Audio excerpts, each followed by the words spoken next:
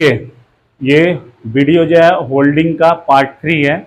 अभी हम लोग मिड ईयर का एक्यूजिएशन करेंगे। मतलब आज जो हम लोग क्वेश्चन कर रहे हैं, ठीक है, तो कैसा क्वेश्चन है एक बार थोड़ा बोर्ड में देख लो। मान लो जैसे कि किसी कंपनी का क्लोजिंग डेट है 31 दिसंबर, सम के हिसाब से ही चलते हैं, 31 मार्च 2020, ठीक है, और उसका ओपनिंग डेट क्या होगा 1 अप्रैल 2020। तो ये तो हो गया आपका अकाउंटिंग ईयर, ये आपका क्लोजिंग डेट है और ये ओपनिंग डेट है, ठीक है। अब मान लीजिए अभी तक हम लोग जितना भी क्वेश्चन किया है ना, सब में ओपनिंग डेट में बिजनेस को एक्वायर किया गया था। तो उसको हम लोग बोलते थे बिगिनिंग ऑफ द ईयर में बिजनेस को एक्वायर करना, मतलब इस डेट में सारा बिजनेस को एक्वायर करते थे, ठीक है। बट इस केस में बिजनेस का एक्वायर का जो डेट होगा वो इस ईयर से लेके इस डेट से लेके इस डेट के बीच में होगा। इसको हम लोग बोलते हैं mid of the year. Suppose मान लो 1 जुलाई को हम बिजनेस एक्वायर किया है, 1 जुलाई 2020 को, ठीक है, 1 जुलाई 2020। यहाँ पे एक गड़बड़ हो गया, यहाँ पे 19 ले लो, ठीक है, क्योंकि क्लोजिंग डेट यदि 2020 है मार्च का, तो क्या होगा आपका 1 जुलाई, तो ये 2000 क्या ले लो 19। फिर से एक बार बोल देते हैं, ठीक है। देखिए 19 में बिजनेस को, मतलब ये क्लोजिंग डेट है 31 मार्च 2020, इस दिन का आपको बैलेंस शीट बनाना है। हर क्वेश्चन में बिजनेस एक्वायर ओपनिंग डेट में होता था, बट इस क्वेश्चन में कोई भी मिड ऑफ द ईयर कोई भी डेट में हो सकता है वो अगस्त में हो सकता है अक्टूबर में हो सकता है जुलाई में हो। तो यदि मान लो जुलाई में इस डेट में एक्वायर कर रहे हैं, तो इस तरह के एक्वायर को बोलते हैं जो एक्यूजिएशन है बिजनेस का, वो मिड ऑफ द ईयर में है, मिड ऑफ द ईयर, ठीक है। तो ये होल्डिंग का पार्ट 3 है, क्लास नंबर 3 है, ठीक है। तो चलिए वो एक क्वेश्चन हम लोग उठाता है, उसके बेस पे डिस्कस करेंगे 1 बाय 1 करके। तो इलस्ट्रेशन नंबर कितना है, क्वेश्चन नंबर मेरे मैट में 8 नंबर है, ठीक है। तो देखिए statement of assets and liability of H limited and subsidiary S limited. मतलब यहाँ पे स्टेटमेंट है एच लिमिटेड का और सब्सिडियरी बता दिया एस लिमिटेड को। मतलब एच लिमिटेड होल्डिंग कंपनी है और एस लिमिटेड सब्सिडियरी कंपनी है, ठीक है। उसके बाद फिर क्या बोला है, उसके बाद बोलता है इक्विटी एंड लाइबिलिटी है। तो इक्विटी शेयर होल्डर फंड में देखो शेयर कैपिटल है 5 लाख, 1.5 लाख, 1.5 लाख एस लिमिटेड का है। और हम लोग को जितना भी कैलकुलेशन करना है ना एस लिमिटेड का करना है, क्योंकि एच लिमिटेड किसको खरीद रहा है, एस लिमिटेड को, ठीक है। सरप्लस में है जनरल रिजर्व है, पीएल अकाउंट है, ठीक है। उसके बाद नॉन करेंट लाइबिलिटी कुछ भी नहीं है। नॉन करेंट लाइबिलिटी में long term borrowing public deposit होता है, जो लॉन्ग टर्म बैंक लोन होता है, ठीक है। करेंट लाइबिलिटी में ट्रेड पेबल है। ट्रेड पेबल में 2 आइटम आता है, बिल्स पेबल और एक और आता है ना क्रेडिटर्स, ठीक है, क्रेडिटर्स। उसके बाद देखिए एसेट्स में है नॉन करेंट एसेट्स है, जिसमें प्रॉपर्टी प्लांट इक्विपमेंट है, प्रॉपर्टी प्लांट पीपीई, उसमें आपका टेंजिबल है land and building plant and machinery. Non current investment, यहाँ पे देखो इन्वेस्टमेंट इन शेयर है including share in S limited, मतलब एस लिमिटेड में इन्वेस्टमेंट है, ठीक है। कितना है 1,80,000, ठीक है। उसके बाद देखिए करेंट एसेट्स है inventory, trade receivable, cash and cash equivalent. उसके बाद है आपका टोटल दे दिया है। The following information is also available. Abhishek भाई कौन है,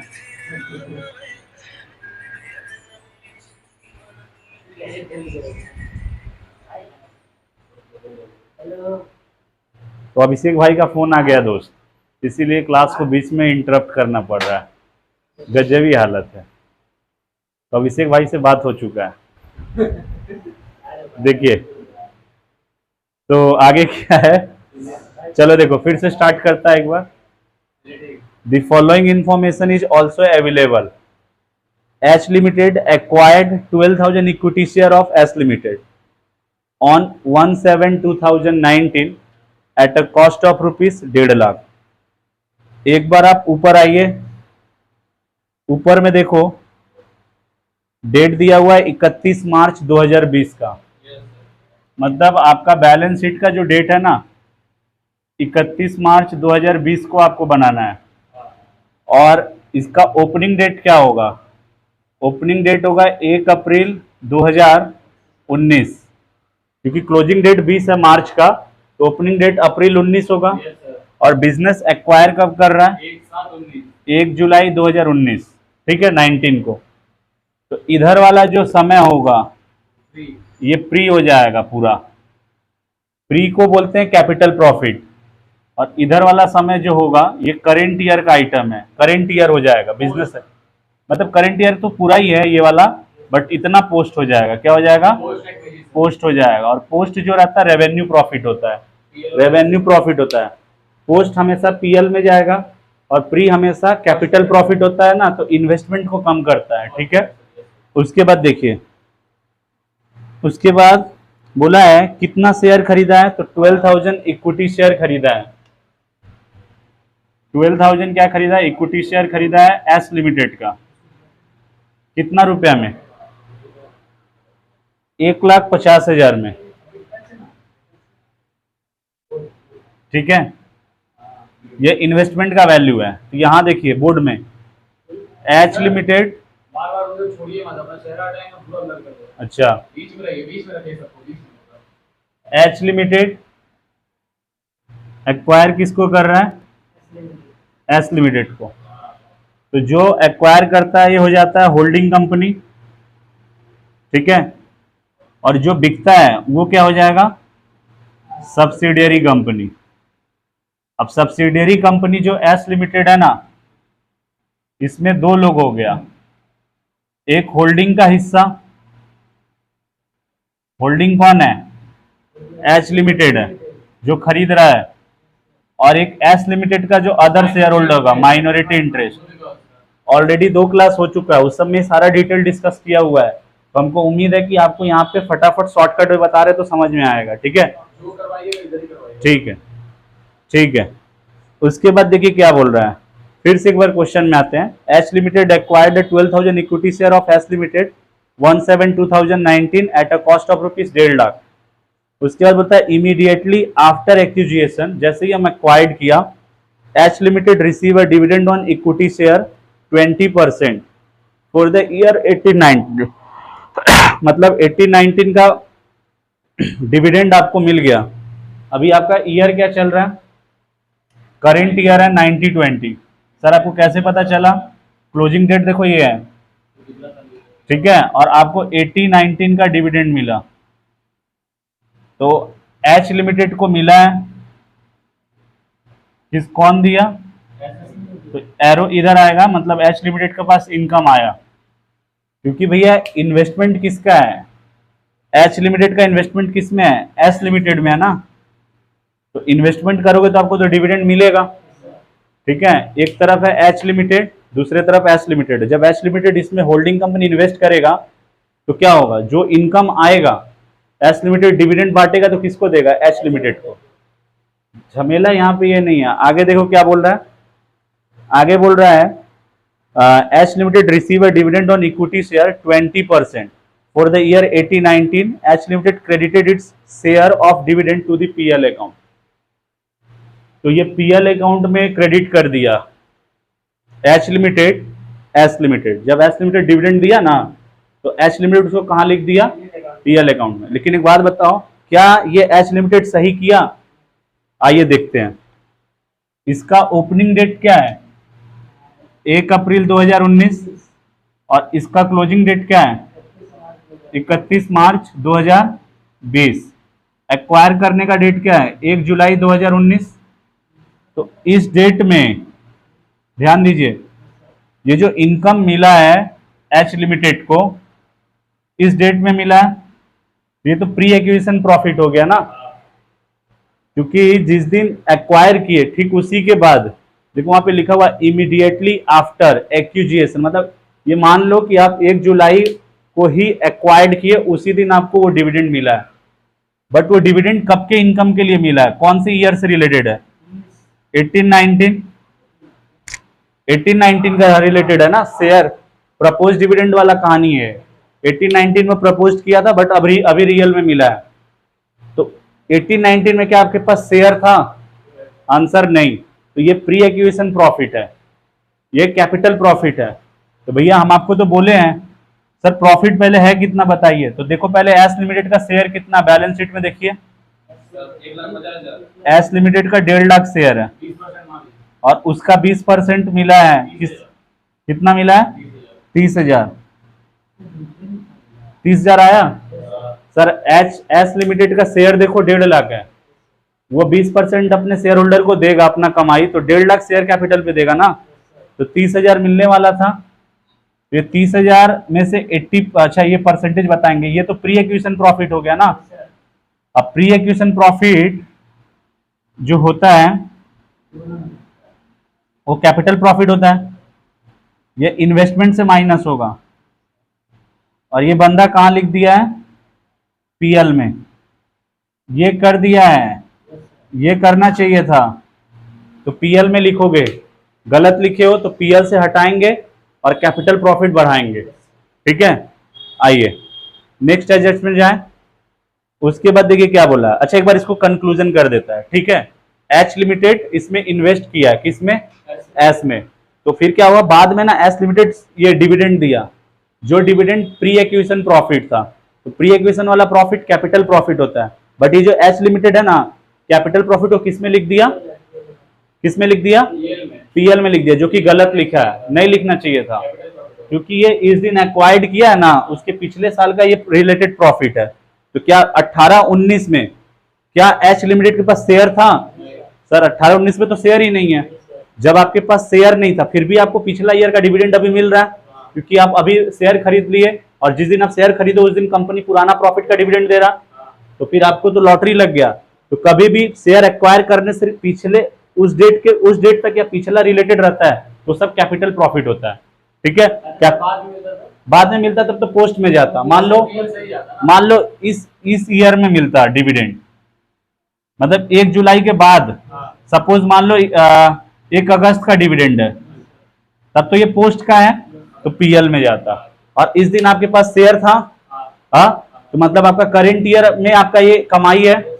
मतलब देखो शेयर एक्वायर करने के बाद कोई भी प्रॉफिट रहेगा वो पोस्ट हो जाएगा, और पोस्ट आपका रिजर्व एंड सरप्लस में जाएगा, समझ में आ रहा है। उसके बाद देखिए 1/4/2019 बैलेंस ऑफ जनरल रिजर्व 70,000 है और बैलेंस ऑफ पीएल है 40,000 है, तो ये इस डेट में है। यहाँ पे पीएल में कितना बता दो, 40, ये पूरा का पूरा क्या है, फ्री है, ठीक है। लेकिन एक बात बताइए मेरे को, ये जो डिविडेंड दिया है ना एस लिमिटेड, ये कब दिया है, एक्वायर करने के उसी के अगले दिन दिया या उसी दिन दिया है, तो इस दिन दिया ना, और ये प्रॉफिट कब का दिया है, तो पक्का इससे ये डिविडेंड माइनस नहीं है, क्योंकि वो प्रॉफिट यहां बांट रहा है ना। बैलेंस आपको पीएल का कब का दिया है, ओपनिंग का, और वो डिविडेंड बांट कब रहा है, इस समय एक्विजिशन के 1 दिन बाद या उसी दिन या इमीडिएटली, मतलब एक्वायर्ड मान लो 12 बजे हुआ तो 1 बजे बांट रहा है, तो मान लो इस दिन बांट रहा है, तो ये जो आपका 30,000 है इससे क्या माइनस है, आंसर है नहीं, क्योंकि ये तो पुराना बैलेंस है ना, तो डिविडेंड आप बांट रहे हो यहाँ पे, तो यहां से कैसे खत्म हो जाएगा, तो आपको करना पड़ेगा, वो सब हम लोग करेंगे, अभी पहले फिलहाल हम लोग क्वेश्चन समझ रहे हैं, ठीक है। तो नेक्स्ट देखिए, debtor of H limited include 20,000 for goods sold to H limited. तो ये जो डेटर है ना एच लिमिटेड का, इसमें 20,000 इंक्लूड है, किसमें इंक्लूड है, डेटर ऑफ एच लिमिटेड में, जो कि मतलब डेटर का मतलब क्या हो गया, पैसा मिलेगा, तो एच लिमिटेड पैसा पा रहा है, जो गुड्स कौन भेजा है, एच लिमिटेड, मतलब जो गुड्स कौन बेचा है, एच लिमिटेड बेचा है, किसको बेचा है, एस को, तो ये क्या हो गया आपका आपस में ट्रांजेक्शन है। पूरा लाइन पढ़ो पहले, debtor of H limited include 20,000 for goods sold to H limited, मतलब एच किसको बेचा है, एच लिमिटेड को। अब देखो मेरा हाथ देखो, ये है मेरा एच लिमिटेड, हम किसको समान, हम लोग जो भी सोचेंगे ना एच लिमिटेड की तरफ से सोचेंगे, हम लोग किसको बेच के बैठे हैं, एस को, तो ये तो दोनों एक ही कंपनी हो गया, तो ये म्यूचुअल सेटअप होगा, डेटर से भी 20,000 माइनस होगा और क्रेडिटर से भी 20,000 माइनस होगा। क्यों? क्योंकि जो आपको पाना है वो नहीं मिलेगा, क्योंकि आप ही का कंपनी है। और जो इसको देना, मेरे तरफ देखो, एस लिमिटेड का हाथ देखो, एस लिमिटेड को देना वो नहीं देगा, क्योंकि दोनों क्या हो रहा है, तो दोनों तरफ सेटअप होगा, डेटर से भी और क्रेडिटर से भी। उसके बाद देखो क्या बोला है, उसके बाद बोलता है कितना में बेचा है, तो लिखा हुआ है debtor of H limited include 20,000 for goods sold S limited at cost plus 25%। Cost जो है, कॉस्ट पे 25% है, और आपको जो वैल्यू दिया है ना, डेटर में सेल वैल्यू रहता है, तो आपको परसेंटेज कॉस्ट वाला सेल में ले जाना पड़ेगा। उसके बाद देखिए क्या बोला, half of the goods were are still in stock. हाँ, तो ये देखिए, इसको एक बार समझा देते हैं, क्योंकि हम 2-3 दिन से यही समझा रहे हैं, फिर भी एक बार समझा दे रहे हैं। जिसको भी अभी तक समझ में नहीं आया अभी कोशिश करिएगा, ठीक है। देखिए एच लिमिटेड है ना, ये बेचता है सामान एस लिमिटेड को, बोर्ड पे देखो, तो जो बेचने वाला रहता है वो तो डेटर होता है ना, क्योंकि वो पैसा पाएगा, ठीक है। तो ये डेटर क्या किया आपने, मतलब ये एस लिमिटेड बोल के डेटर लिखा होगा, ठीक है, उसको तो पे करना पड़ेगा ना, तो ये क्रेडिटर लिखा, ठीक है, एच लिमिटेड का। पहला बात तो ये दोनों का आपस में म्यूचुअल सेटअप होगा 20,000 का, ये हो गया। अब देखिए स्टॉक कौन किसको भेज रहा है, बेच रहा है, एच बेच रहा है एस को, तो इसके पास स्टॉक गया और स्टॉक प्रॉफिट मिला के। यदि ये क्रेडिटर बाहर वाले आदमी को सामान बेच देगा तब आपको कुछ नहीं करना है। क्यों? क्योंकि एस लिमिटेड प्रॉफिट मिला के बेचा, एच लिमिटेड प्रॉफिट मिला के बेचा और ये प्रॉफिट हो गया। प्रॉफिट क्या हो गया, रियलाइज हो गया।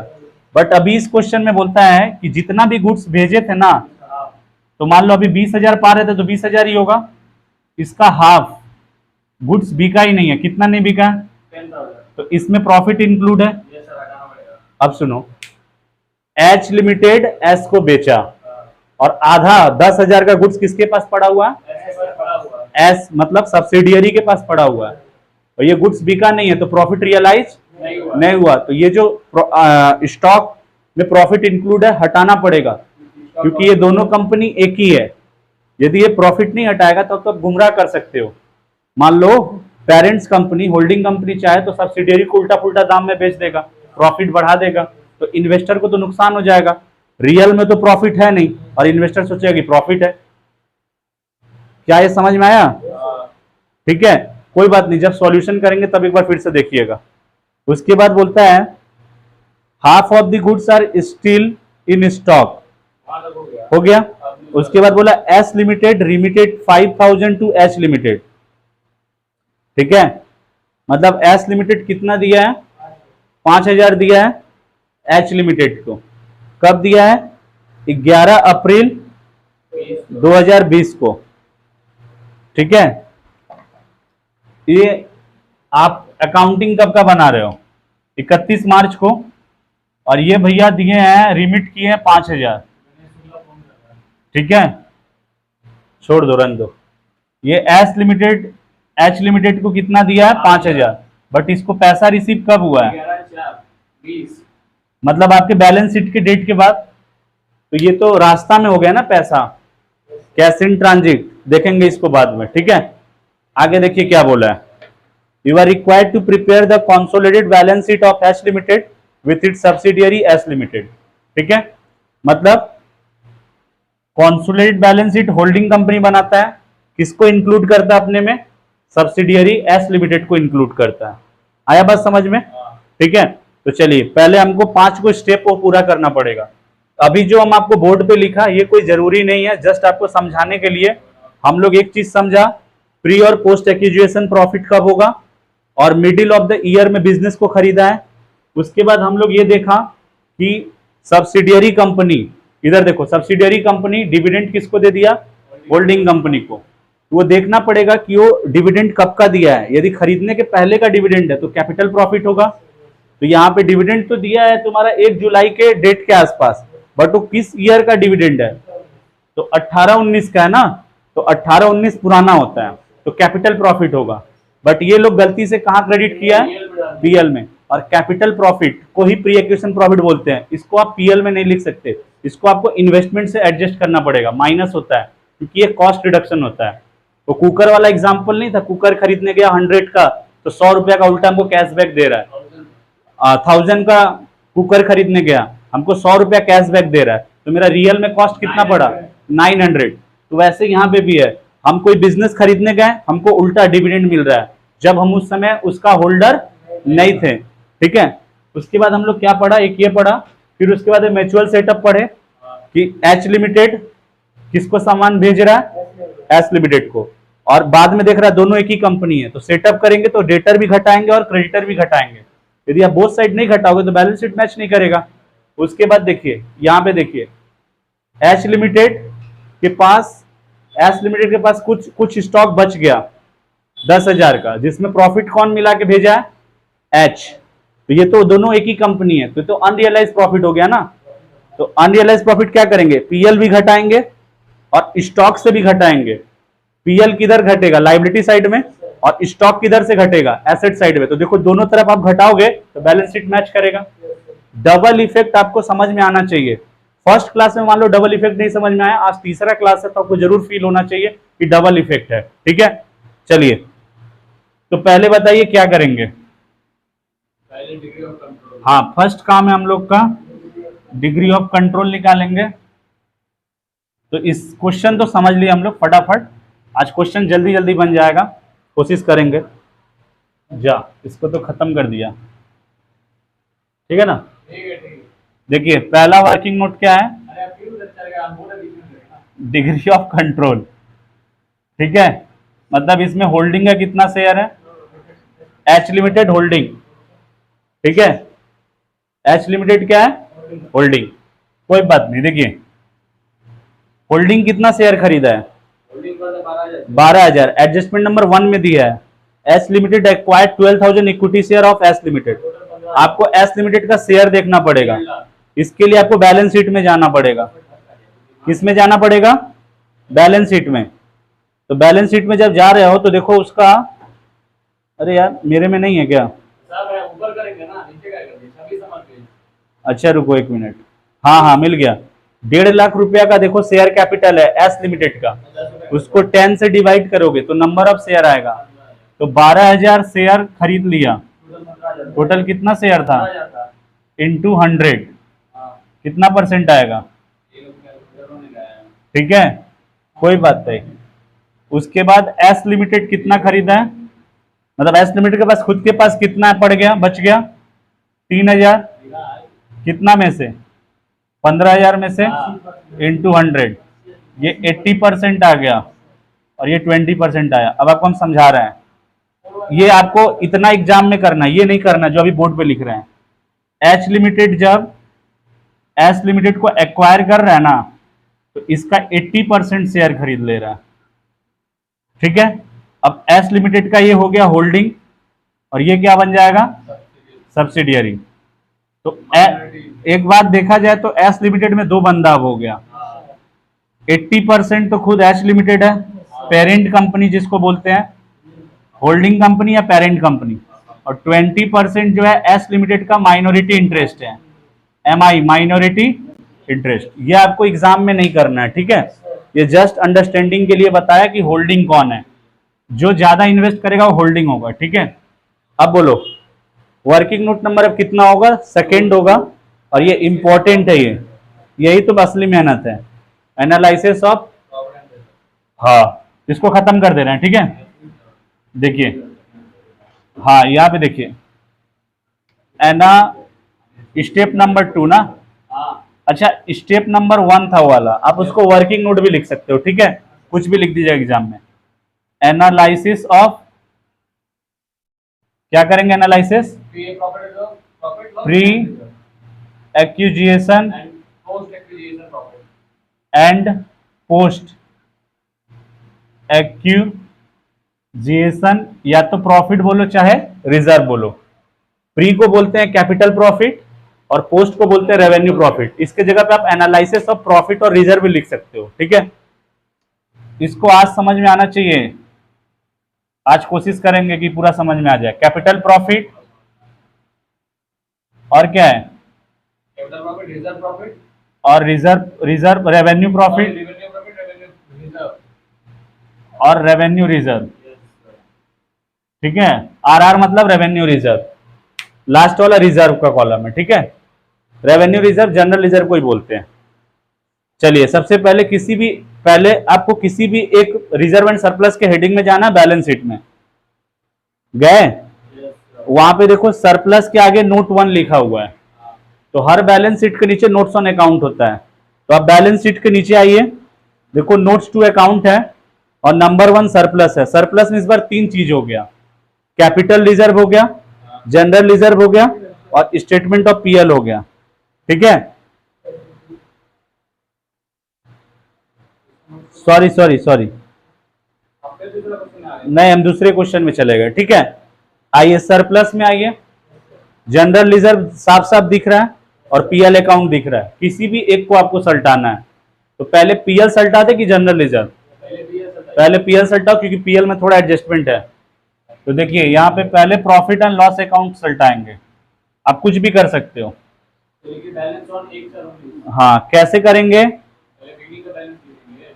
हाँ, सबसे पहले बैलेंस लिखेंगे जिस दिन ओपनिंग बैलेंस 1/4/2019 40,000, कितना था, 40,000, इसको थोड़ा इधर करते हैं।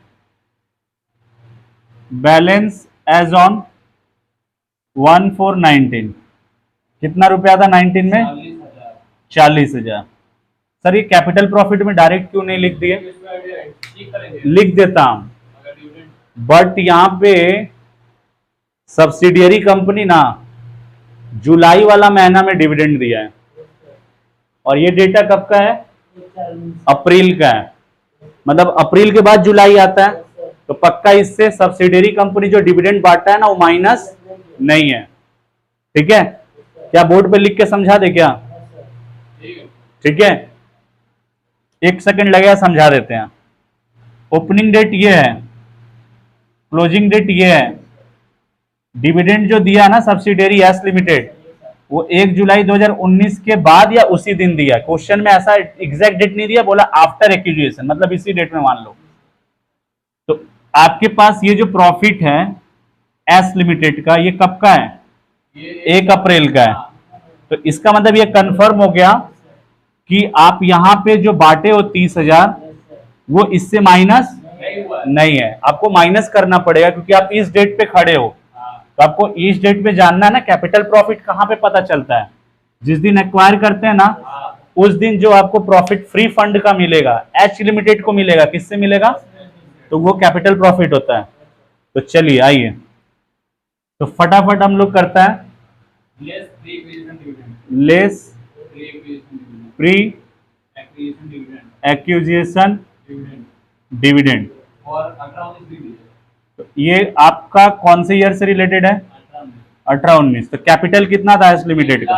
20%, बोला है ना, शेयर कैपिटल है 1.5 लाख, एस लिमिटेड का, उसका 20%, तो 30,000 आ जाएगा। 30,000 आया।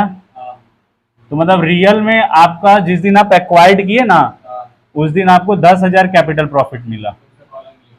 तो कैपिटल प्रॉफिट 10,000 क्यों लिए? क्योंकि वो डिविडेंड 1 जुलाई को पे किया है। कौन पे किया? सब्सिडियरी। तो सब्सिडियरी का प्रॉफिट घटेगा। सर ये वाला प्रॉफिट कब का है? अप्रैल का है, और डिविडेंड पेड कब कर रहा है? जुलाई का। और कैसे आपको पता चला कि वो प्री एक्विजिशन प्रॉफिट है? क्योंकि वो प्रॉफिट कब का है? 18-19 का, इसीलिए माइनस होगा। ठीक है, चलिए आगे देखिए। अब आपको निकालना है रेवेन्यू प्रॉफिट कितना है। तो बैलेंस एस पर बैलेंस एज पर 1 लाख, बैलेंस शीट के हिसाब से कितना है? 1 लाख है, जिसमें से ये बैलेंस शीट का बैलेंस कब का है? 31 मार्च 2019 का है, 20 का है, सॉरी बार बार 19 हो जा रहा है, 20 का है। अभी आप देखो जिस 31 मार्च है ना, तो इसमें से ओपनिंग वगैरह से रहेंगे, ओपनिंग माइनस जिस दिन इसमें से कैपिटल प्रॉफिट कितना है? बैलेंस एज ऑन 1/4/19, मतलब बैलेंस एज ऑन 1/4/19, एक सेकेंड, आज गड़बड़ हो जा रहा है बार बार। बैलेंस एज ऑन 1/4/19 कितना है? 10,000 जो सही किए 10,000। ये वाला 1/4/19 में इतना था ना, क्योंकि 30,000 प्रॉफिट दिए हैं जिस दिन एक्वायर किया उस दिन। 90,000 आएगा। वैसे भी एक कॉमन सेंस अप्लाई करो, यदि आपको क्लोजिंग डेट का प्रॉफिट दिया है ना, उससे आप यदि प्री एक्विजिशन प्रॉफिट मतलब कैपिटल प्रॉफिट हटा दोगे तो सारा का सारा पोस्ट बचेगा, और पोस्ट ही रेवेन्यू होगा। लेकिन इसको पूरा पोस्ट नहीं है। ठीक है, तो ये पूरा 90,000 क्या हो जाएगा? पोस्ट। बोल रहा है, हड़बड़ाओ मत, बोल रहा है पूरा 90,000 क्या हो जाएगा? पोस्ट। लेकिन हर क्वेश्चन में ये 90,000 इसमें चला जाता था रेवेन्यू प्रॉफिट में, बट यहां पे देखिए एक हम रफ कर रहा है, ठीक है। ओपनिंग डेट है 1 अप्रैल 2019, क्लोजिंग डेट है 31 मार्च 2020। बिजनेस एक्वायर किए हो आप 1/7/19 को। तो इस बार क्या हुआ ना, मिडिल ऑफ द ईयर में एक्वायर किए, मतलब साल के किसी भी बीच वाले डेट में। तो ये मिडिल तो नहीं है, बट फिर भी 3 महीना के बाद एक्वायर किए हैं। तो ये जो 3 महीना है ना, इस दिन का प्रॉफिट जो होगा कैपिटल प्रॉफिट होगा, ठीक है, प्री एक्विजिशन प्रॉफिट होगा। हर क्वेश्चन में यहां एक्वायर करते थे। और ये जो आपका 90,000 आया है ना, ये बताइए कब का आया है? ये कब का प्रॉफिट है? करंट ईयर का आया। ये आया है 1,00,000 रुपया यहाँ का प्रॉफिट, ठीक। और ये कैपिटल प्रॉफिट कब का पता था? 10,000 यहाँ का था। तो इसका मतलब करेंट ईयर में 10,000 का प्रॉफिट 1,00,000 कैसे हो गया? 90,000 का प्रॉफिट ये पूरा साल भर का प्रॉफिट है। कहां से कहां तक का है? यहां से लेके यहां तक का है। तो ये रेवेन्यू प्रॉफिट होता यदि हम बिजनेस यहां एक्वायर करते। तो बिजनेस एक्वायर कहां किए हो? जुलाई में। तो इसका मतलब ये करेंट ईयर में भी 3 महीना ऐसा है, 3 महीना होगा क्या? 4, 5, 6, 3 महीना ऐसा है जो प्री एक्विजिशन है। इस डेट में एक्वायर किए हो ना। और ये प्रॉफिट कैपिटल प्रॉफिट कब का है? ओपनिंग का है, पिछला साल का है। और इस दिन में बैलेंस शीट में 1,00,000 प्रॉफिट बता रहा, मतलब 10,000 का प्रॉफिट 1,00,000 हुआ, मतलब ये करंट ईयर में कितना कमाया? 90,000। तो आप करंट ईयर में टोटल यहां से लेके यहां तक 90 जोड़ रहे हो ना, ये 3 महीना तो प्री है ना, तो इसको प्रपोर्शनेट अलग करना पड़ेगा। तो यहाँ पे हम लोग को लिखना पड़ेगा लेस, ठीक है, कैपिटल प्रॉफिट माइनस करना पड़ेगा कितने दिन का? 4 3 months. 90,000 into 3/12 90,000 into 3/12 divided by 12 into 3। ये 3 कहां से आया? अप्रैल मई जून, अप्रैल मई जून। क्योंकि जुलाई में तो आप एक्वायर कर रहे हो 1 तारीख को, तो जुलाई मत लेना, ठीक है। कितना आएगा? 22,500।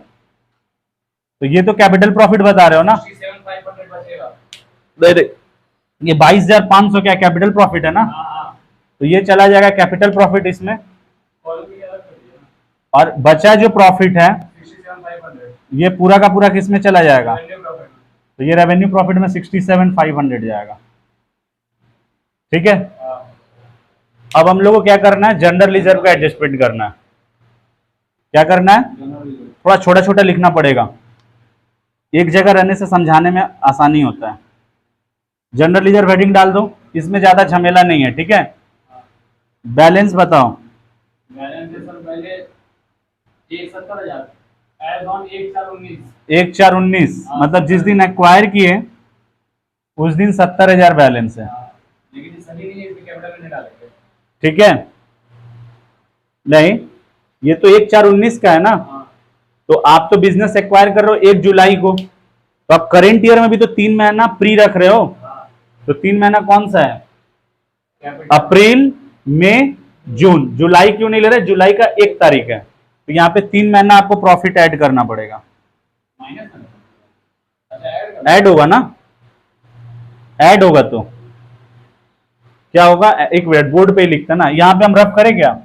चलो देखो, ये मेरा ओपनिंग डेट है 1 अप्रैल 2019, ये मेरा क्लोजिंग डेट है 31 मार्च 2020।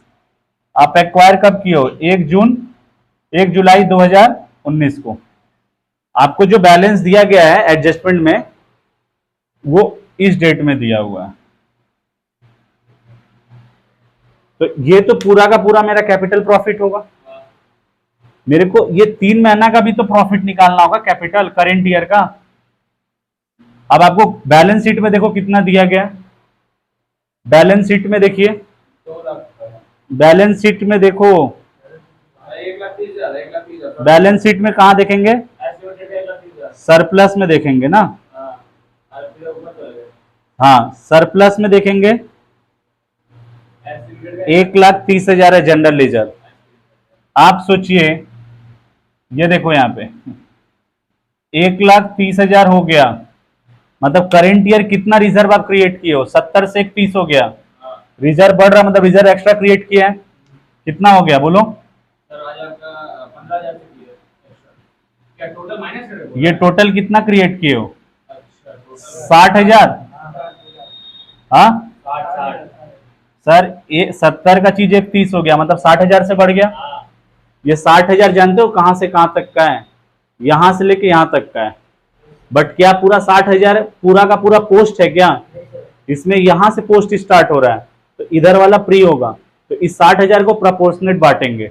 इसमें हम यदि यहाँ का 3 महीना का वैल्यू इसमें ऐड कर दे तो कैपिटल प्रॉफिट आ जाएगा ना।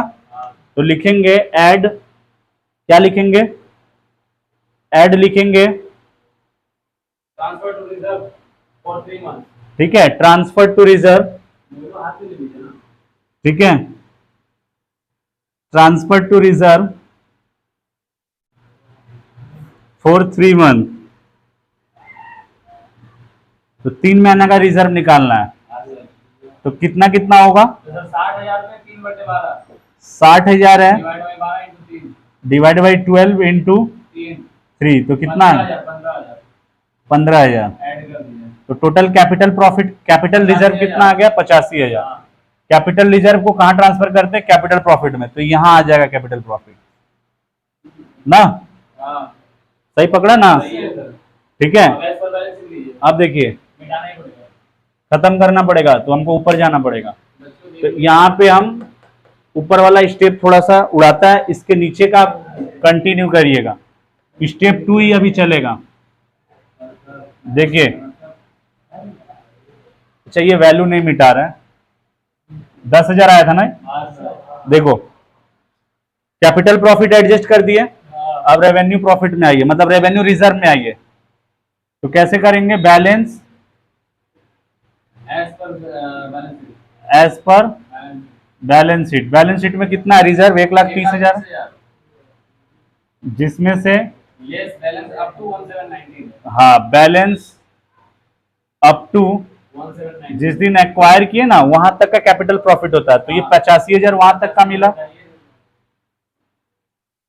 कितना होगा, सर 45,000 तो पूरा का पूरा कैपिटल प्रॉफिट हो गया ये। तो ये फर्स्ट कॉलम है, ये सेकंड कॉलम है। सारे कैपिटल प्रॉफिट 85,000 तो डाले, oh sorry, capital revenue profit होगा। ये हम थोड़ा सा कंफ्यूज हो गए ना, ये वाला इसको हटाता पहले, नहीं इसको हटा देता है, अब समझ में आएगा। देखो 3 कॉलम है अपने पास, एक कैपिटल प्रॉफिट है, कैपिटल प्रॉफिट, रेवेन्यू प्रॉफिट और रेवेन्यू रिजर्व। बता रहे तो कैपिटल रिजर्व तो हम लोग कैपिटल प्रॉफिट में डाल दिया। अब रेवेन्यू रिजर्व जो है रेवेन्यू रिजर्व में डाल दो, ठीक है। तो कितना है रेवेन्यू रिजर्व, प्रॉफिट ना सर, अरे रेवेन्यू, प्रॉफिट पीएल में चला तो रेवेन्यू प्रॉफिट ना होगा। अरे अभी रिजर्व चल रहा है ना, जनरल रिजर्व ना, अच्छा जनरल जनरल रिजर्व को रेवेन्यू रिजर्व में ट्रांसफर कर देंगे, ठीक है। कितना हो जाएगा 45,000। रुक जाओ, हड़बड़ाओ मत, एक बार इसमें हौच पौच हो गया, हम बढ़िया से समझा देता है, थोड़ा खिचड़ी हो गया यहाँ पे। देखिए पहले आपको जनरल लेजर में क्या करना है, balance as per balance sheet के हिसाब से 1 लाख है, पीएल का डालो, ये तो पीएल का जनरल लेजर में कहा, यहाँ देखो देखो जनरल लेजर बैलेंस एज पर 1/4/2019 का है, मतलब 70,000 है। ये पूरा का पूरा कैपिटल प्रॉफिट होगा। बट बिजनेस एक्वायर कब कर रहे हो, जुलाई, हमको 3 महीना का और चाहिए।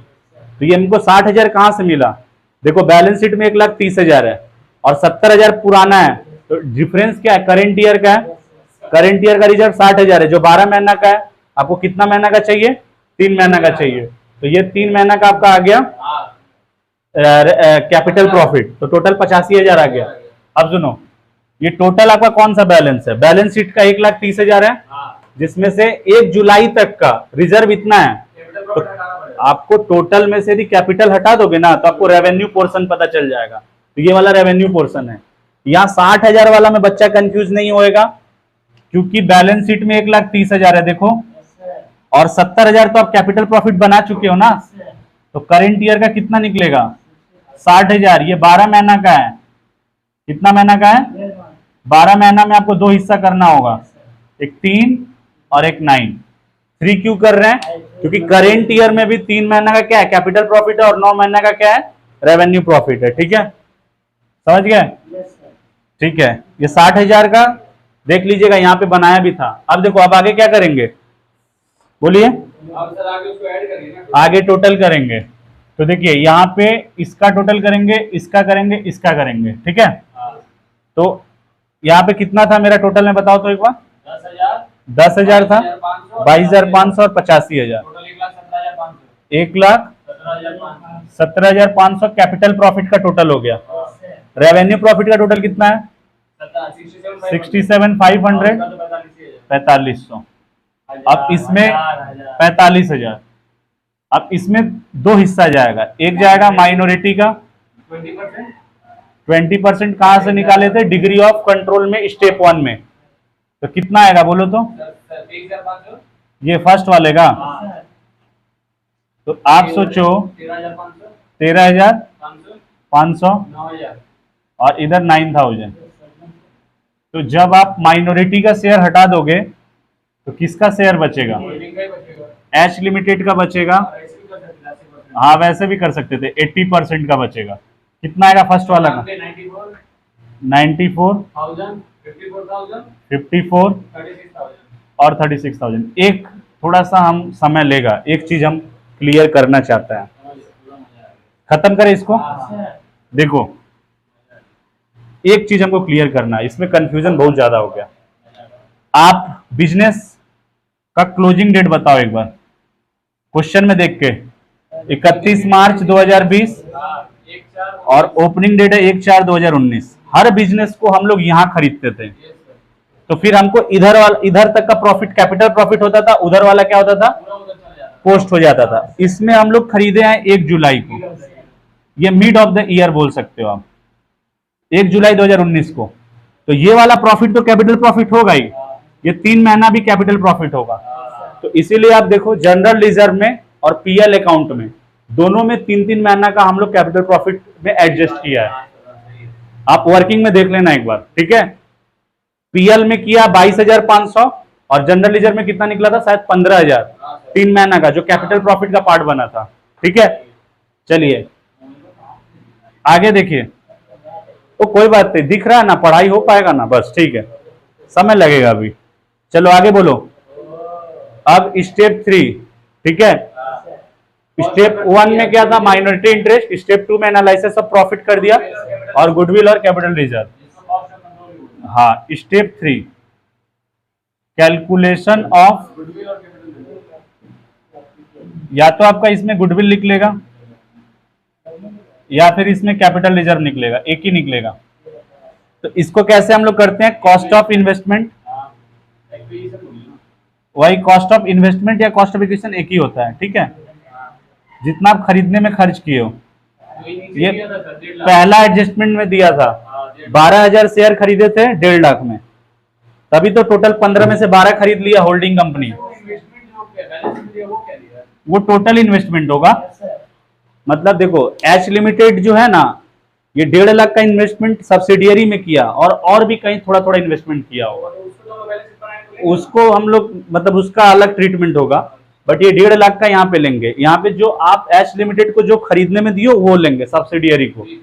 अब इसमें हम लोग 3 चीज माइनस करेंगे। Face value of share capital, और बोलो कितना था face value of share capital? 12,000 into 10, तो 1,20,000 का मेरे पास शेयर कैपिटल आ गया। और सुनो, हाँ, कैपिटल प्रॉफिट ना, तो कितना आया था? 94,000 शेयर ऑफ कैपिटल प्रॉफिट। मतलब जब हम बिजनेस खरीदे ना एस लिमिटेड का, तो मेरे को फ्री फंड का 94,000 मिल गया। सर यहां पे किसका हिस्सा लिए हो? एच लिमिटेड होल्डिंग कंपनी का। और भी एक जगह है जहां से आपको मिला है। हाँ देखिए, जो एडजस्टमेंट नंबर 1 में जो 30,000 का डिविडेंड मिला है ना, एडजस्टमेंट नंबर 1 में आप देखिए एच लिमिटेड है और एस लिमिटेड है। ये डिविडेंड जो दिया है ना, पुराना डिविडेंड है, 18-19 से रिलेटेड है, करंट ईयर से रिलेटेड, तो वो क्या हो जाएगा? प्री एक्विजिशन डिविडेंड हो जाएगा। तो यहां पे आएगा माइनस प्री एक्विजिशन डिविडेंड। ये भी कैपिटल प्रॉफिट ही होता है। लेकिन 30,000 तो टोटल है, उसका 4/5। हाँ, यानी कि तो 1.5 लाख का टोटल शेयर कैपिटल है, 20% मानेंगे, 20% ये टोटल है। 80%। लेकिन होल्डिंग का शेयर तो 80% है ना, इसलिए यहाँ पे 80% लेंगे। होल्डिंग का शेयर 80% है, 24,000 आएगा। टोटल 2,38,000। ठीक है, तो टोटल कितना हो जाएगा? 2,38,000। रिजर्व आएगा। तो आइए आप समझिए, ये एक साथ हम ऐड कर दिए और ये तीनों लेस करना है, इसीलिए इसको हम ब्रैकेट में रख रहे हैं। अब समझाते हैं आपको।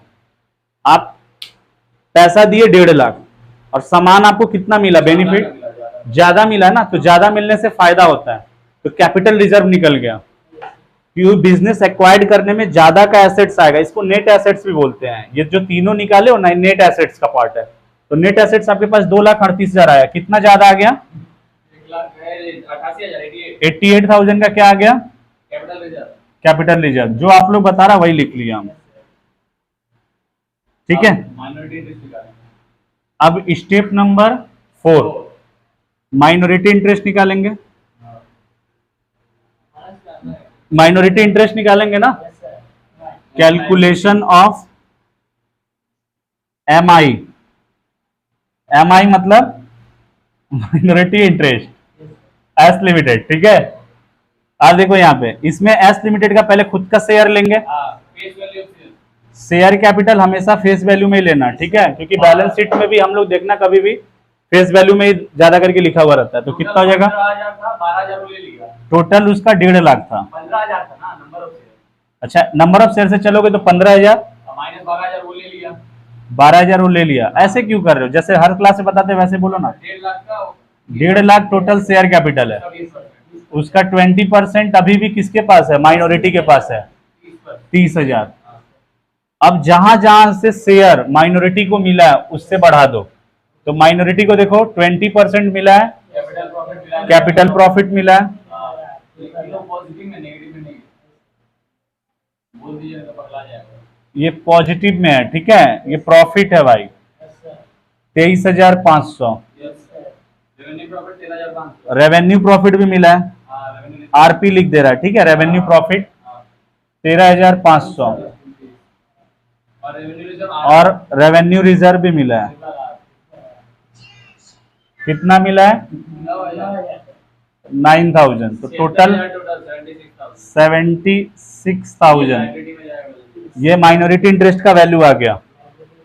ठीक है, माइनॉरिटी इंटरेस्ट का वैल्यू कैसे निकालेंगे? उसका खुद का शेयर कैपिटल और उसको जो भी कैपिटल प्रॉफिट और रेवेन्यू रिजर्व स्टेप 2 से मिलेगा वो सारा आएगा यहाँ पे। ठीक है, आगे अब हम लोग स्टेप नंबर 4 में जाएंगे। हाँ, कंसोलिडेटेड रिजर्व एंड सरप्लस निकाल लेते हैं, लेकिन एक काम करो ना, वो पीएल का जो अनरियलाइज प्रॉफिट है ना वो निकाल दो, वो ठीक रहेगा। क्योंकि कंसोलिडेटेड रिजर्व एंड सरप्लस में डायरेक्ट करोगे ना तो फिर आपको 1,000 कैलकुलेट करना पड़ेगा, जो आप अनरियलाइज प्रॉफिट है।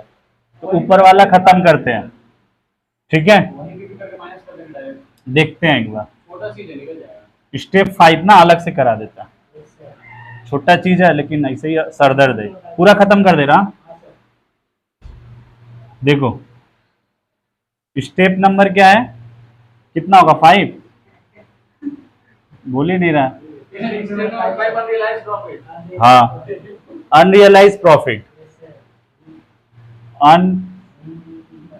Unrealised profit on stock. तो देखिए 20,000 का बेचा था। टोटल 20,000 का दिया था, ठीक है। इसका हाफ ही रखा बचा। हाफ स्टॉक बच गया है, जो बिक जाएगा उसका टेंशन नहीं है, जो बच जाएगा ना वो तो स्टॉक बचा हुआ तो उसमें प्रॉफिट इंक्लूड है। और ये देखिए इसको आप दो तरीका से कर सकते हो। और उसका 25% कॉस्ट बोला, यानी 25/125। 25% ये कॉस्ट पे है। यानी 25/100 है। यदि मेरे को ये कॉस्ट पता रहता ना तो तुम यही परसेंटेज यूज कर लेते, लेकिन वो सेल है। लेकिन ये सेल है। सर कैसे आपको पता चला? हमेशा याद रखिएगा, जब भी एच लिमिटेड मतलब होल्डिंग सब्सिडियरी को बेचेगा या सब्सिडियरी होल्डिंग को बेचे, कभी भी कोई किसी को बेचे, कुछ नहीं बोला तो आप मान लेना वो सेल प्राइस ही है, क्योंकि कॉमन सेंस क्या बोलता है, किसी को हम बेचेंगे तो कॉस्ट प्राइस बता के बेचेंगे, तो सेल प्राइस है, ठीक है। तो या तो आप इस परसेंटेज को चेंज कर लो, तो देखिए परसेंटेज हटाओगे तो नीचे में क्या आएगा? 100 आएगा। ये कॉस्ट है। ये कॉस्ट है, ये बन गया 100 कॉस्ट, और ऊपर हमेशा प्रॉफिट रहता है। 25 देगा 125। अब आपको कॉस्ट से सेल में जाना है ना, प्रॉफिट ऐड करना। तो प्रॉफिट ऊपर वाला क्या करना होगा? नीचे कॉस्ट में ऐड करना होगा, क्योंकि सेल बन गया ये। अब 25/125 इंटू 100 ऑन सेल, 20% आएगा ना ऑन सेल, हाँ ठीक है। तो कितना आएगा बताओ? यहाँ पे 20% मल्टीप्लाई कर देने से आपका आएगा 20,000 इंटू 50% 10,000 आएगा, और 10,000 का 20% 2,000 आएगा। अब लास्ट स्टेप ये जो प्रॉफिट आप कन्वर्ट कर रहे हो, ये आप कंसाइनमेंट में भी सीखे हो, डिपार्टमेंटल में भी सीखे हो, नहीं सीखे हो तो अभी समझ लो। कॉस्ट से सेल में जाते हैं तो ऊपर वाला वैल्यू नीचे प्लस होता है, क्योंकि ऊपर प्रॉफिट रहता है, और इंटू 100 इसलिए करते हैं जब परसेंटेज लाना रहता है, और डिवाइडेड बाई 100 इसलिए करते हैं जब परसेंटेज हटाना रहता है। यहाँ परसेंटेज हटाए ना तो नीचे वाला एक कॉस्ट बन गया, ऊपर वाला प्रॉफिट रहता है, और कॉस्ट से सेल में जाने में ऐड करेंगे, क्योंकि सेल ज्यादा होता है कॉस्ट कम होता है, ठीक है। अब स्टेप नंबर क्या है? 6। इसको खत्म कर दे रहा है, reserve and surplus. Step number 6 है, उसके बाद बैलेंस शीट ही बनेगा, कंसोलिडेटेड रिजर्व एंड सरप्लस। देखिए इसमें सबसे पहले एक पीएल अकाउंट को सल्टा दो। एच लिमिटेड का कितना है? 2,50,000। एच लिमिटेड का पूरा, और एस से लेंगे शेयर, रेवेन्यू प्रॉफिट लेंगे। हाँ रेवेन्यू प्रॉफिट सिर्फ लेंगे। 54,000 आया था। 54,000 आया था ना हाँ, सर। स्टेप नंबर 2 में इसको निकाल लेते हैं। हाँ। आप यहाँ पे स्टेप नंबर 2 लिख दे रहे हैं, चेक कर लेना। और बोलो। और माइनस कर देंगे जो हम लोग गलती से डिविडेंड उसमें इंक्लूड किए थे ना जो डिविडेंड, इतना याद कैसे रहेगा आपको हर एडजस्टमेंट? आपको तो इसको लिए प्रैक्टिस करना पड़ेगा। आपके पास अभी 15-20 दिन है, प्रॉपर रिवाइज नहीं करेगा एग्जाम में नहीं कर पाएगा। समझ में आ रहा है?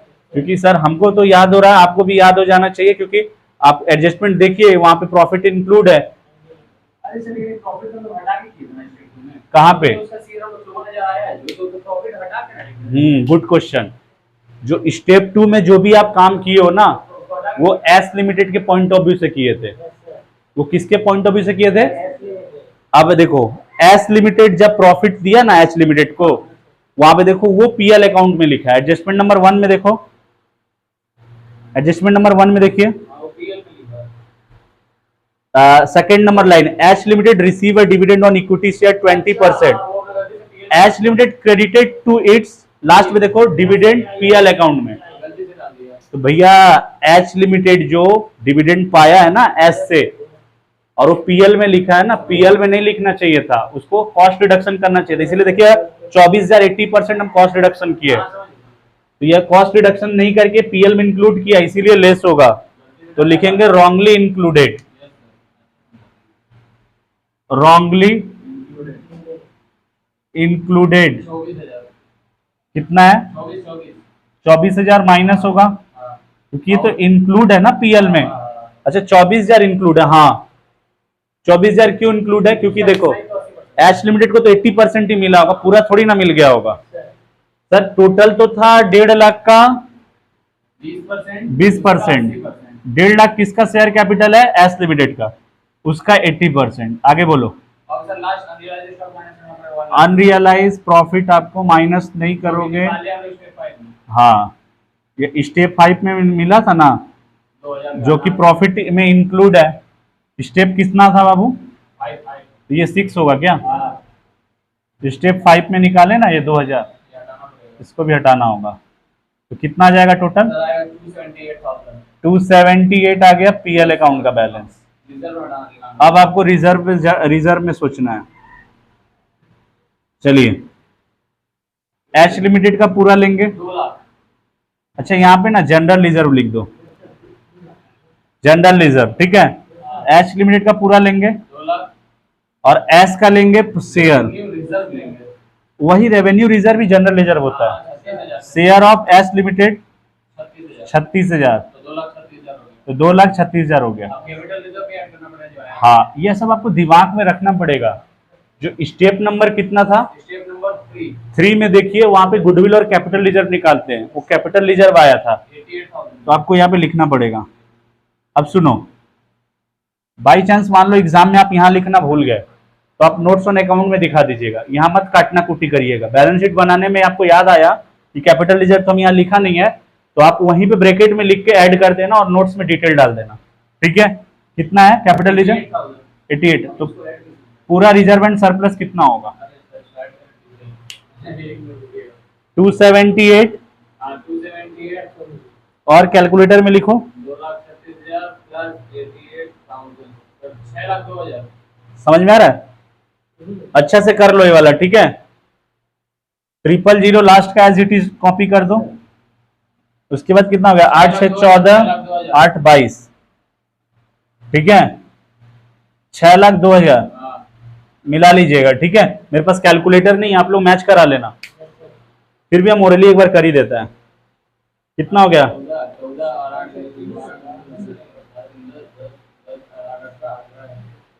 भाई कैलकुलेटर लेके आया करो, नहीं तो मत आया करो। सही है। 6,02,000, ठीक है। अब हम लोग क्या करेगा? स्टेप नंबर कुछ भी नहीं करेगा, अब बैलेंस शीट बनाएगा, 10-15 मिनट लगेगा, ठीक है। खाली स्टेप बनाते रह जाएगा। अच्छा, पूरा एग्जाम में स्टेप मार्किंग इस पे है, ठीक है। यदि आप बीच बीच में कर दोगे तो स्टेप मार्किंग मिलेगा, ठीक है। चलिए देखिए, तो जब बैलेंस शीट बनाइएगा तो पुराना वाला बैलेंस शीट को खोल लीजिएगा। पुराना वाला बैलेंस शीट का क्वेश्चन का ये होना चाहिए आपके पास, इक्विटी एंड लाइबिलिटी। तो ऊपर में क्या हेडिंग डालेंगे? Consolidated balance sheet of H limited as on 2020, ठीक है। वो तो लिख लेगा। उसके बाद पर्टिकुलर एक नोट्स ऑन अकाउंट और एक अमाउंट कॉलम, ठीक है। क्या हुआ? ठीक है, ये बैलेंस शीट बना रहा है हम लोग। जो अभी हम लोग 6 काम किया, पूरा वर्किंग था वो। ये हम लोग का क्या है? बैलेंस शीट है, ठीक है। ठीक है, पर्टिकुलर समझ लेगा बच्चा लोग। अब नहीं समझेगा तो उसको पास करना बहुत मुश्किल है, ठीक है। ठीक है, देखो, जानते हो एमसीक्यू अभी हट चुका है नया सिलेबस में। एमसीक्यू हटाने का मेन दिक्कत क्या था? बच्चा लोग इतना चीटिंग कर रहा था कि फ्री फंड में लॉ में सेमेस्टर 1 सेमेस्टर 2 में 85-90 लाता था, और लॉ का आप एक भी सिंगल वर्ड पूछ दोगे तो कुछ पता ही नहीं है। आज जितना प्रैक्टिकल पेपर लिखने वाला है उसमें मार्क्स का अंतर आ जाएगा। एमसीक्यू में 80 मार्क्स है उस बच्चा का, और लिखने वाला में 40 नंबर। पूरा एमसीक्यू हट चुका है, तो अभी तो पूरा लिखना ही है। चलिए देखिए, पर्टिकुलर नोट्स और एक अमाउंट कॉलम। चलिए चलिए फटाफट बताओ। सर पहले तो इक्विटी एंड लायबिलिटी तो लिखिए। हाँ, वो सब लिख लेना ना, कि सब लिख देना। Share holder fund, share holder fund लिखिए, शेयर होल्डर फंड लिखिए। लिख देंगे तो अच्छा लगेगा, थोड़ा सा तो मेहनत है। इक्विटी एंड लायबिलिटी लिख दीजिए। चलिए, एक नंबर है इक्विटी एंड उसमें एक नंबर मत दीजिए सर, उसमें एक नंबर मत। लाइबिलिटीज, ठीक है। ये सब कोई बात नहीं, ये हेडिंग है एग्जाम में, लेकिन आपको देना है, ठीक है। हां, नंबर भले ही आप पढ़ दो, लेकिन ये सब दीजिएगा। Equity and liability. एक नंबर शेयर होल्डर अब एक नंबर है शेयर होल्डर फंड। फंड, पहला शेयर कैपिटल एक नंबर, शेयर होल्डर फंड। और इसी वेस्ट लिमिटेड होल्डिंग करेंगे। इसमें पहला क्या है? Share capital, share capital. और सिर्फ होल्डिंग कंपनी का लेंगे, बताओ कितना? 5 लाख। और रिजर्व एंड सरप्लस 20 नंबर।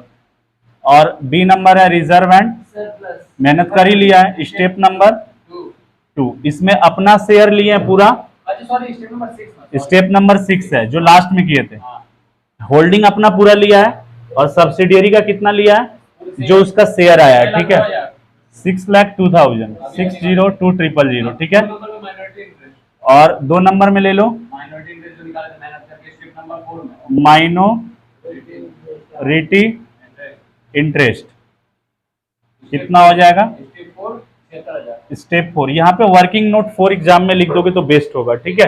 कितना था 76,000 76,000। अब करंट लायबिलिटी उसके बाद आप बैलेंस शीट ही देखो, देख लिया। देखो नॉन करेंट लाइबिलिटी ये सब है नहीं, तो समय मत वेस्ट करना क्योंकि एग्जाम में आपको मेन चीज आंसर मैच कराना।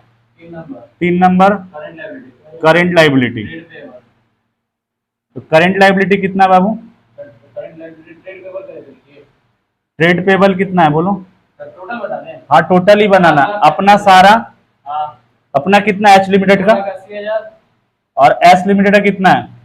1,70,000 और सुनो आप देखना वो डेटर क्रेडिटर का सेटअप था ना 20,000 का। होल्डिंग बेचा है सब्सिडियरी को तो 20,000 आपस में ही पाएगा तो म्यूचुअल सेटअप होगा। पेबल ही होता है क्रेडिटर और बिल्स पेबल, तो यहाँ म्यूचुअल सेटअप कितना करेंगे 20,000। एग्जाम हॉल में इसका टाइम होगा तो नोट्स बनाइएगा। 1-2 आइटम रहेगा एग्जाम हॉल में, समय रहेगा तो करना नहीं तो मत करना। कितना आएगा ये 4,35,000। आगे बोलिए। आगे आप पुराना बैलेंस शीट चेक करो, पुराना बैलेंस शीट में कुछ है नहीं तो ये टोटल आपका ऐड हो जाएगा और कितना आएगा बोलो 16,13,000 16,13,000, ठीक है। अब हम लोग एसेट्स का कैलकुलेशन करेंगे, मतलब एसेट्स लिखेंगे सर। एसेट्स हेडिंग डालेंगे। पहला एसेट्स का पार्ट क्या है नॉन करेंट एसेट्स, ये हेडिंग है नॉन करेंट एसेट्स। पुराना बैलेंस शीट देख के करिएगा। उसके बाद इसमें है पीपीई। अब पीपीई का आपको डिटेल लिखना है तो आप लिख सकता है नोट 1 डाल देना और उसके अंदर जो land and building plant and machinery आएगा सब लिख के जोड़ देना। यहाँ पे याद रखिएगा एच लिमिटेड का पूरा लेंगे और एस लिमिटेड का भी पूरा लेंगे क्योंकि एसेट्स में नहीं ना आप टुकड़ा ले सकते हो। याद रखिएगा फिक्स्ड एसेट्स, करेंट एसेट्स और करेंट लाइबिलिटी कभी भी सब्सिडियरी होल्डिंग का रिकॉर्ड करता है तो पूरा लेता है। 4,35,000 उसमें नहीं आएगा। कितना उसका अलग से वर्किंग नोट 8 दिखाई देगा और वर्किंग नोट 8 समझ में नहीं आ रहा है नीचे में। ठीक है ठीक है, अच्छा हुआ यार यहाँ पे कंफर्म कर दिया, नहीं तो फिर ये ना वो 4,35,000 वही वर्किंग नोट 8 दिखाया कैसे बनाया लेकिन अब समझ नहीं आ रहा है कितना आ रहा है। 4,35,000 जो आ रहा है लेकिन वर्किंग नोट 8 बना के कैसे वाला। अरे ठीक है यार वो हम बता देगा। ये आ रहा है ना 4,35,000।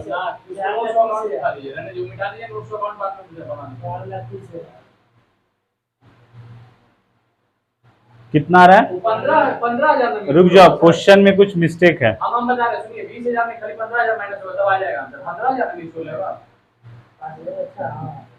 ओ अच्छा हाँ सुनिए सुनिए इसका नोट बनाना ही पड़ेगा। देखो नहीं तो आपको समझ में नहीं आएगा, वो थोड़ा मेरा मिस्टेक हो गया यहाँ पे। नोट 2 अब नोट 1 बना दे रहा है, ठीक है यार नोट बना दे रहा है, अभी हम इसको मिटा देगा। अभी सबका नोट बना दे फटाफट इसको। नोट्स ऑन अकाउंट, ठीक है पहले एक का बनाने दो। किसका बनाना है ट्रेड पेबल, तो एच लिमिटेड का पूरा लेंगे। कितना है 2,80,000, ठीक है। अब सुनो एस लिमिटेड का भी पूरा ही लेंगे 1,70,000, लेकिन जो म्यूचुअल सेटअप है ना वो माइनस होगा।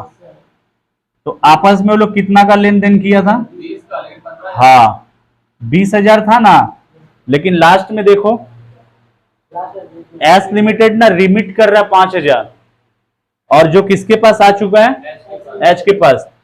तो जैसे देखो जो ड्यू और पेंडिंग रहेगा ना उसका सेटअप होगा। 20,000 पा जरूर रहा था H limited but S limited उसको भेज दिया था 5,000 रुपया। भले ही अभी उसके पास आया नहीं है बट रास्ता में, बट वो कैश आ चुका है, मतलब ये माना जाएगा कि वो उसको मिल चुका है। ये एडजस्टमेंट में लास्ट में देखो लिखा हुआ sun limited sorry S limited remitted 5,000 to H limited जो कि रिसीव्ड हो रहा है 11 अप्रैल 2020। तो 5,000 उसको क्या हो चुका है, मिल चुका है। ठीक है, या फिर सर ऐसे भी तो मान सकते हैं ना कि एस लिमिटेड जो अपना क्रेडिटर से 5,000 कम कर दिया, ये सब चीजें भेज दी हैं। हाँ सुनो, टोटल कितना है, इसका 20,000 पा रहे थे हाँ सर। एच लिमिटेड, ये 5,000 का भेज दिया, कैश अभी रास्ता में है, तो ये माना जाएगा कि एच लिमिटेड को 5,000 मिल गया। तो एच लिमिटेड अभी कितना पाएगा, 15,000 पाएगा। मतलब टोटल 20,000 है, जिसमें से 5,000 एस लिमिटेड भेज चुका है। तो रास्ता में कितना रुपया है, 5,000, तो मेरे को 15,000 अभी पाना बाकी है। तो म्यूचुअल सेटअप कितना करेंगे, 15,000 का, तो कितना आएगा, 4,35,000। तो मतलब हम लोग यदि 20,000 यहाँ पे गलती से लेस कर रहा था, याद रखिएगा, इस नोट्स को मिटा दे तो ठीक है। चलिए, तो अभी और नोट्स बनाना पड़ेगा, तब बना देंगे। चलो देखिए, पीपीई में आइए, पीपीई में आइए, और यहाँ पे नोट 2 क्या बनाएंगे, नोट 2। तो नोट 2 क्या बनेगा, यहाँ बना रहा है, फिर इसको भी खत्म कर देंगे। पीपीई का पहले लेंगे land and building, H limited का बताओ कितना है, 5 लाख और 2,20,000 और एस लिमिटेड कितना है, 2,20,000। तो टोटल बिल्डिंग आ गया इसमें तो कुछ करना है 7,20,000। उसके बाद क्या है, plant and machinery plant and machinery कितना है, 2 लाख और 1 लाख। 2 लाख किसका है, सर एच का एच लिमिटेड का है, और 1 लाख है एस का, 1 लाख है एस का। कितना हो जाएगा, 3 लाख। ठीक है। हाँ, बस उसके बाद बस कुछ नहीं है, टोटल कर दो 10,20,000। 20,000। तो ये पीपी आ गया 10,20,000। नेक्स्ट, नॉन करेंट इन्वेस्टमेंट, ताकि 1,80,000 में से हाँ। 50,000 था, 30,000 तो भी बचेगा। नॉन करे अपना पुराना बैलेंस शीट को खोलो, वहीं से देख पाएगा डेटा। ठीक है, तो चलिए आगे बढ़ता हम लोग। नॉन करेंट इन्वेस्टमेंट कितना है, 30,000 का, ताकि 1,80,000 टोटल था, 1,50,000 का वो करता था आपने इन्वेस्टमेंट। हाँ, इसको नोट्स को खत्म करें। हाँ तो इसको 3 डाल दिया note, non current non investment. Current investment note 3। तो नोट 3 कैसे बनेगा, ये नोट्स ऑन अकाउंट में बनाइएगा। बैलेंस शीट के नीचे जो नोट्स ऑन अकाउंट बनाता है ना, वहां 1 2 3 कंटिन्यू बनाइएगा, बीच में बैलेंस शीट में मत चपका दीजिएगा। तो कितना है, सर 1,80,000 टोटल था। सबसे पहले नॉन करेंट एसेट्स जो कितना था टोटल बैलेंस शीट में, देखो non current investment sir 1,80,000 total था, जिसमें से एस लिमिटेड का इन्वेस्टमेंट कितना था, इन्वेस्टमेंट इन एस लिमिटेड में कितना इन्वेस्ट किए थे, 1.5 लाख का। तो बाकी तो कहीं और किया। बाकी 30,000 हम लोग कहीं और किया है, तो ये कंटिन्यू चलेगा, इसको कैंसिल मत करिएगा। मतलब एच लिमिटेड एस को 1,80,000 इन्वेस्ट किया है ना, जिसमें से 1,50,000, लेकिन टोटल उसका इन्वेस्टमेंट बैलेंस शीट में देखो 1.5 लाख है, टोटल 1.5 लाख है, सॉरी 1,80,000 है, 1.5 लाख एस लिमिटेड में, तो कैंसिल हो जाएगा ना, तो बचा जो 30,000 वो कंटिन्यू चलेगा। तो ये नोट 3 में आएगा 30,000। आगे बोलिए। बस अब इन्वेंटरी करेंट एसेट्स में आएगा। हाँ, इन्वेंट्री में आइए, तो यहाँ हेडिंग डाल रहे हैं करेंट एसेट्स, ठीक है। उसमें क्या है, इन्वेंटरी पहले ले लीजिए। इन्वेंट्री, इन्वेंटरी का बैलेंस है नोट बना ही देते इसका भी। 1 लाख हाँ बना दीजिए। बताएं क्यों, क्योंकि इसमें अनरियलाइज प्रॉफिट है, हटाना पड़ेगा। हटाना पड़ेगा। ऐसे तो हम जब ज्यादा बार प्रैक्टिस कर लोगे ना, जो छोटा छोटा वर्किंग बना रहे हैं ना, हम डायरेक्ट बना देगा। तो चलिए देखिए, यहाँ पे देखो, हाँ देखिए, नोट नंबर कितना है बाबू, note number 4, inventories. Sir H limited का 1,60,000 है। एच लिमिटेड का कितना है, 1,60,000 खुद का इन्वेंट्री 1,60,000 है, और एस लिमिटेड का 1,40,000 है। एस लिमिटेड का 1,40,000। तो टोटल स्टॉक तो 3 लाख हो गया, लेकिन इस 3 लाख में कुछ ऐसा स्टॉक में प्रॉफिट मिलाया हुआ था जो खुद होल्डिंग मिला के बेचा है, तो अनरियलाइज प्रॉफिट निकाले थे ना। 2,000 का। तो देखो इसका डबल इफेक्ट हो चुका है, एक बार पीएल में कंसोलिडेटेड रिजर्व एंड सरप्लस में एडजस्ट किए हैं, और एक बार यहाँ माइनस कर रहे हैं, 2,000 तो बैलेंस शीट इक्वल होने का नंबर 5 में किए थे अंडरलाइन तो हाँ स्टेप नंबर 5 में किए थे, तो कितना हो गया ये 2,88,98,000 298,000। तो यहाँ इन्वेंट्री में नोट नंबर 4 में 298,000। ट्रेड रिसीवेबल का भी कर लीजिए ट्रेड रिसीवेबल कितना आएगा, सर 1,05,000 नंबर नोट नंबर 5। तो हमको ये वाला नोट खत्म करना पड़ेगा, हटा दीजिए। ठीक है। चलिए ये इन्वेंट्री को हटा रहा है, इन्वेंट्री वाला आप वीडियो पॉज करके भी नोट कर लेना, ठीक है, जब भी रिवीजन करिएगा।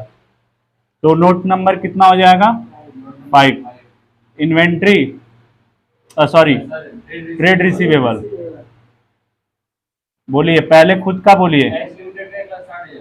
एच लिमिटेड का कितना है 1,60,000 और एस लिमिटेड का कितना है, इतना था, तो टोटल 2,40,000 हो गया। लेकिन इसमें म्यूचुअल सेटअप है, तो लेस करेंगे, म्यूचुअल सेटअप कितना करेंगे, तो टोटल तो 20,000 पा रहे थे, बट 5,000 रास्ता में है, तो भी मान लेंगे मिल ही गया है। तो मेरे को 50,000 अभी मिलना बाकी है। होल्डिंग पा रहा है ये 15,000 किससे, सब्सिडियरी से। होल्डिंग पा रहा है सब्सिडियरी से। अब दोनों एक हो रहा है तो आपस में क्या मांगेगा, कैंसिल करो, तो कितना आएगा 2 लाख। 15,000 को माइनस कर रहा है, 5,000 को माइनस कर रहा है, टोटल 20 को माइनस कर रहा है। अच्छा एक सेकंड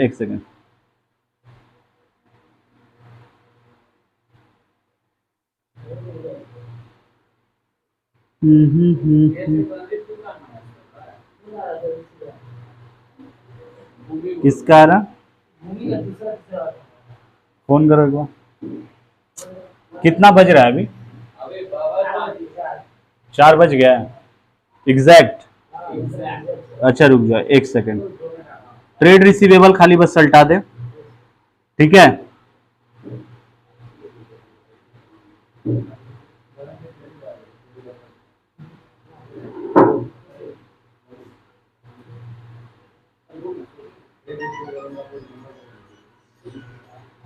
ट्रेड रिसीवेबल में कितना है 180 और 60 और म्यूचुअल इंडेप्टनेस है, ठीक है।